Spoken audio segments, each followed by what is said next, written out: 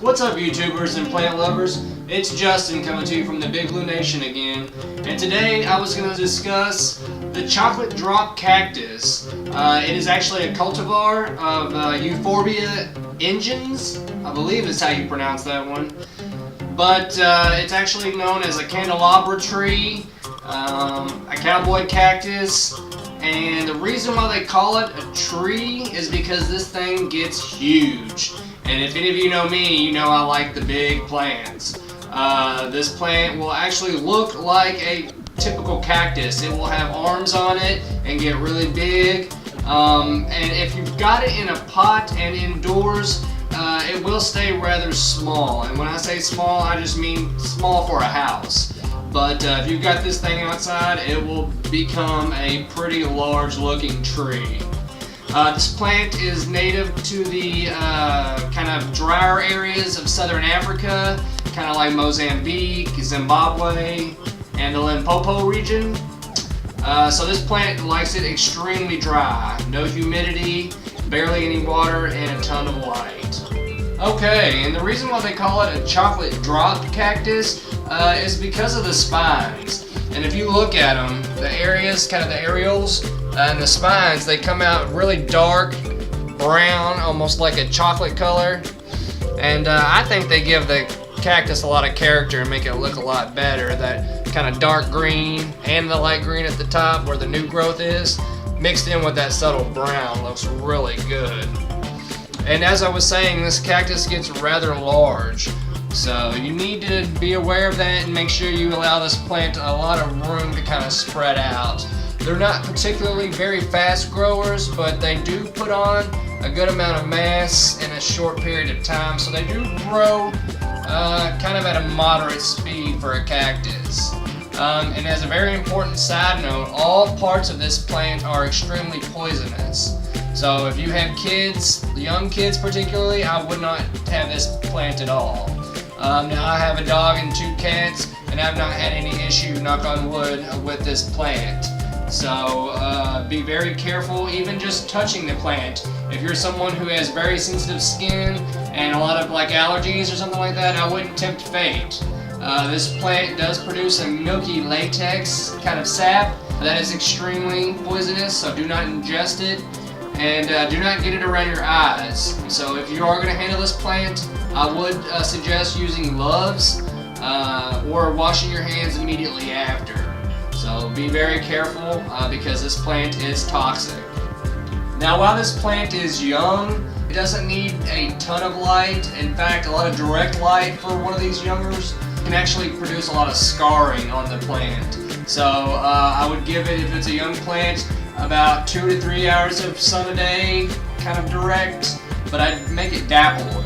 And as it gets older, you can kind of introduce it kind of gradually to make sure that it gets the right amount of sunlight. But a cactus this size, I would say full grown, or excuse me, this size, needs to be in light about 6 to 8 hours of direct sunlight a day. Water, I wouldn't water this plant at all. I would just let Mother Nature kind of take care of it. And in fact, if you live in an area that gets a lot of water, I would move it in somewhere where it would have some kind of protection from the rain, because they do not like a lot of water, and they do not like soggy soil. So for water and light, make sure they do have a lot of light and not a bunch of water. For a container, you've got a bunch of different choices, but just remember, terracotta and clay, they do hold water a lot. So you need to take that in consideration when adding water to your plant. Though if you're going to be moving the plant indoors and outdoors during the summer and winter months, I'd want to select a pot that is relatively light, kind of like a plastic or something like that. So keep that into consideration as well. Now, substrate with this plant, if you're going to make your own, a good mixture is 1 part of loam to 2 parts of fine coarse sand. Do not use pool sand for a plant with any kind of soil or substrate. But if you're going to buy some, I use Miracle-Gro for their cacti, succulent, and citrus. That's always worked really well for me.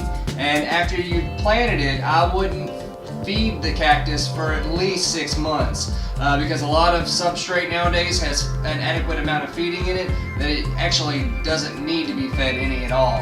And remember, cacti, they thrive on neglect. So if you're feeding this guy all the time, you're more likely going to burn it out. Other than that, if you do want to feed your plant, I would use kind of fertilizer like an NPK that's 10-10-10, and then dilute that at least by half.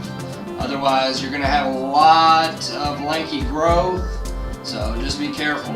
If you're going to propagate the plant, you can actually cut it using a sharp and sterile knife or a pair of pruning shears. And if you do, make sure you run the piece that you cut under cold water, and that'll help kind of stop the latex from kind of running rampant and potentially hurting yourself or anyone else.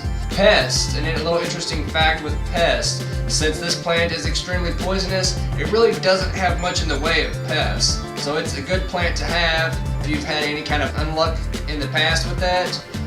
Now flowering will occur. It gets a lot of small little yellowish green flowers on the top of every large branch, and it tends to flower around the fall and winter time. I can see around here that it's starting to get little areas where it probably will produce small flowers, and they are pollinated by small insects and butterflies. So, but other than that, that's really all I have to say about the candelabra tree. Like I was saying, it does get really big, and that's one of my favorite things about this plant. And if you like cactus like I do, and you want a stereotypical cactus, kind of in that cactus form, it does get the arms and will kind of branch out a lot. So it will be a pretty interesting looking cactus. I just bought this. I've had this for about 6 months. I got this back around May, and I've set it out in the summertime out on my patio, kind of in the walkway where it got plenty of sun, and you can tell it's getting a lot of new kind of growth. But as I was saying, they do kind of get areas of dead tissue. If you can look right about here, you'll see kind of they call it corking. And in nature, what happens when it's got a lot of dead area like that, birds and squirrels will kind of move into that and kind of hollow it out and make a little home. So if you see that on your cactus, there's nothing wrong with it. It's kind of natural. It won't die. But this is kind of a natural occurring phenomena with these plants. So that's really all I have to say about the candelabra tree.